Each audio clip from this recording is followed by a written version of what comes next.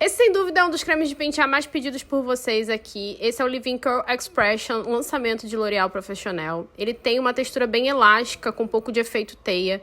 Espalha muito bem no cabelo. E não se engane pela textura leve. Se você usar muita quantidade, provavelmente ele vai pesar no seu cabelo. Apesar de levinho e da textura que parece inofensiva, ele tem um grande potencial de oleosidade. E esse é o resultado do cabelo. Eu consigo deixar os meus fios bem soltinhos e volumosos, com muita definição, brilho e muita maciez. Ele sela o cabelo sem precisar de gelatina.